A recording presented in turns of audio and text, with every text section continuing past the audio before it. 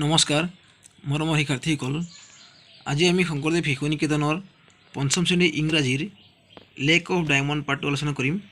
তেন্তে আহা আমি ভিডিঅ'টো আৰম্ভ কৰোঁ। লেক অফ ডায়মণ্ডছ, হীৰাৰ হ্ৰদ। Once upon a time there was a village named ৰত্ন সৰোবৰ।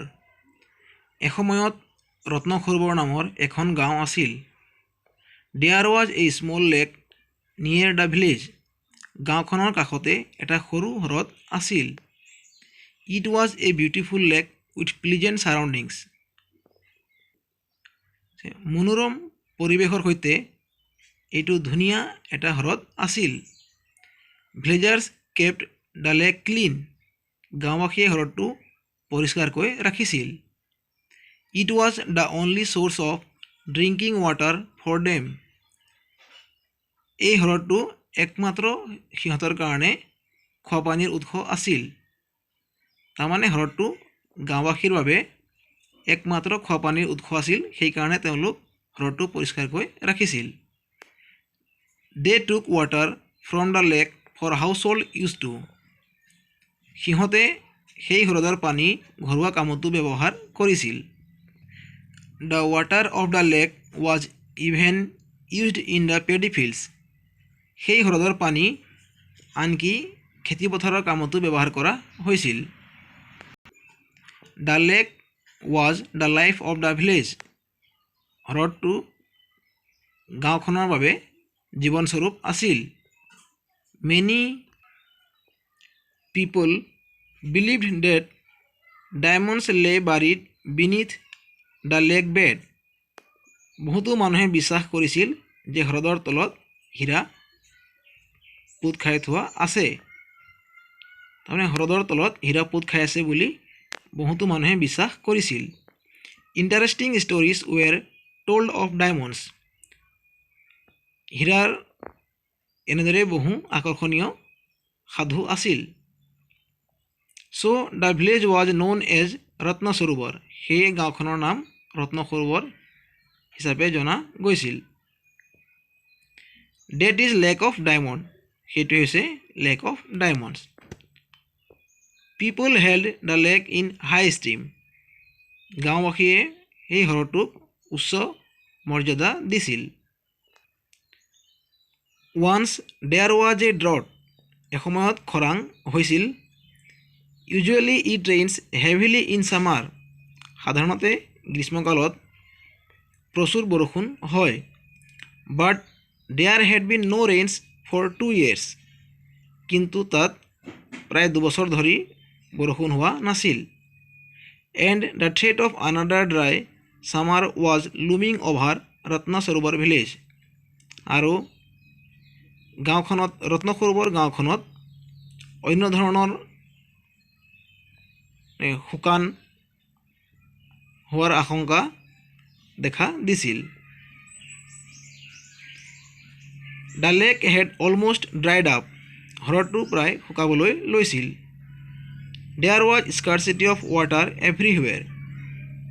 সকলো ঠাইতে পানীৰ অভাৱ হৈছিল। Even the paddy fields went dry. আনকি ধাননি পথাৰতো পানী শুকাই গৈছিল। The villagers were in distress. গাঁওবাসী সংকটত পৰিছিল। They were poor. তেওঁলোক দুখীয়া হৈ আহিছিল। They had no money to purchase food grains. তেওঁলোকৰ খাদ্যবস্তু কিনিবৰ কাৰণে পইচা নোহোৱা হৈছিল। মানে খেতিপথাৰ নোহোৱাৰ কাৰণে তেওঁলোকৰ হাতত টকা পইচা নোহোৱা হৈছিল আৰু তাৰ কাৰণে তেওঁলোকে খাদ্যবস্তু কিনিব পৰা অৱস্থাত নাছিল। One morning the villagers assembled on the bank of the lake. এদিন ৰাতিপুৱা গাঁওবাসী সেই হ্ৰদৰ পাৰত একগোট হৈছিল। They sat under a tree to discuss the problem of fetching water. তেওঁলোকে পানীৰ সমস্যাক লৈ আলোচনা কৰিবৰ কাৰণে এজোপা গছৰ তলত বহিছিল। The village teacher was also present in the meeting. সেই মিটিংখনত গাঁৱৰ শিক্ষকজনো উপস্থিত আছিল। হি said bed days R coming, তেওঁ কৈছিল যে বেয়া দিন আহিছে। It is not raining in summer,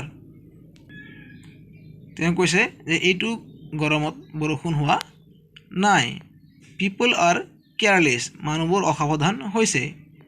De cut trees and destroy forest, মানুহবোৰে গছ গছনি কাটিছে আৰু অৰণ্য ধ্বংস কৰিছে। So' there is a change in climate, সেইবাবে জলবায়ু সলনি হৈছে। This is not good for us, এইটো আমাৰ বাবে ভাল নহয়। But how can we solve the problem of water right now, asked one villager. এজন গাঁওবাসীয়ে কৈছিল, but how can we solve the problem of water right now, এতিয়া আমি পানীৰ সমস্যাটো কেনেকৈ সমাধান কৰিম।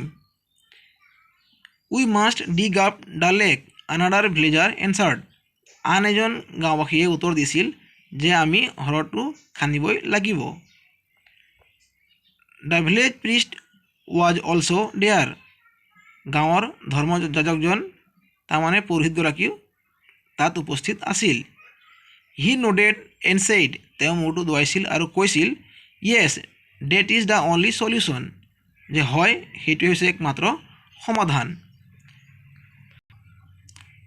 Cheerily we will get water, we may even find the diamonds that lie buried, তেওঁ কৈছিল যে surely we will get water, নিশ্চিতভাৱে আমি পানী পাম। আৰু কি কৈছিলে, we may even find the diamonds that lie buried, যে আমি হ্ৰদৰ তলত পোত খাই থকা হীৰাও বিচাৰি পাম। The villagers were happy at the prospect of being rich, গাঁওবাসী ধনী হোৱাৰ আশাৰে আনন্দিত হৈছিল।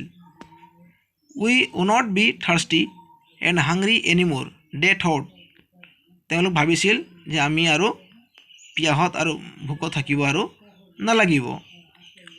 উই will get water to drink and diamonds to purchase food grains, আমি খাবৰ বাবে পানীও পাম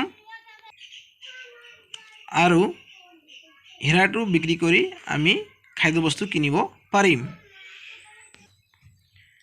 every villager supported the plan, সেই প্লানটোত সকলো গাঁওবাসীয়ে সন্মতি জনাইছিল।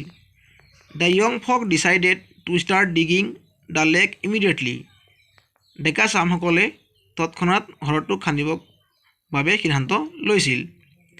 দ্য ভিলেজাৰ্ছ ৱেৰ ডিলাইটেড, গাঁওবাসী আনন্দিত হৈছিল। Digging the lake went on for about a week, হ্ৰদ খন্দা কাম প্ৰায় এসপ্তাহ ধৰি চলিছিল।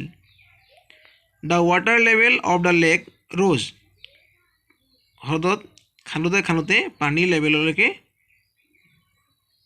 পাইছিল।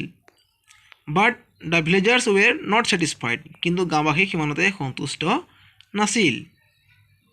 নাও there would be enough water to drink but not a single piece of diamond had been found, এতিয়া পানীৰ যিমানখিনি লেভেল পাইছে তালৈকে খোৱা পানীৰ বাবে যথেষ্ট হৈছে, কিন্তু হীৰাৰ টুকুৰা এটাও সিমানখিনিলৈকে বিচাৰি পোৱা নাই। The young folk stopped digging, ডেকা চামসকলে খন্দা বন্ধ কৰিছিল। Then the village teacher and the priest came to the site, সেই ঠাইডোখৰলৈ গাঁৱৰ শিক্ষকজন আৰু পুৰোহিতজন আহিল। The priest said look we got water but no' diamonds, পুৰোহিতজনে কৈছিল, চোৱা আমি পানী পালোঁ কিন্তু হীৰা পোৱা নাই। So' we must dig deeper to get the diamonds, সেয়েহে আমি হীৰা পাবলৈ হ'লে আৰু অধিক দকৈ খান্দিব লাগিব। দ্য ভিলেজাৰ্ছ ফাউণ্ড এ ৰে অফ হপ এগেইন, গাঁওবাসী আকৌ আশাৰ ৰেঙনি দেখা পাইছিল। The young folk started digging again, ডেকা চামে আকৌ খান্দিবৰ বাবে আৰম্ভ কৰিলে। দে ৱৰ্ক হাৰ্ড, তেওঁলোক কঠোৰ পৰিশ্ৰম কৰিছিল। Ultimately the lake became about 3 metres deeper than before, আৰু আগত যিমান খন্দা আছিল তাতকৈ আৰু অধিক 3 মিটাৰ দকৈ হ্ৰদটো খান্দিলে।